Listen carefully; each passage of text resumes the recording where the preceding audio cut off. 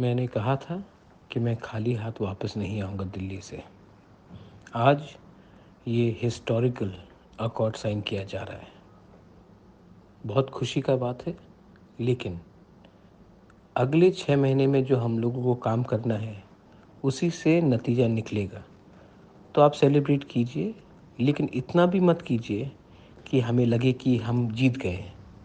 जीत तभी होगा जब आस्ते-आस्ते अगले थोड़े दिन में एक करके हम लोग अपने प्रोग्राम्स को, अपने ज़मीन का अधिकार को, अपना पॉलिटिकल राइट्स को, अपना कॉन्स्टिट्यूशनल राइट्स को, अपना लैंग्वेज को, अपना कल्चर को, अपना हिस्टोरिकल राइट्स को, अपना इकोनॉमिक राइट्स को हम लोग पूरा कर सकें। आज ये एग्रीमेंट हो रहा है, इसमें आपका प्यार और आपका आशीर्वाद से ही मैं सक्सेसफुल हुआ हूँ।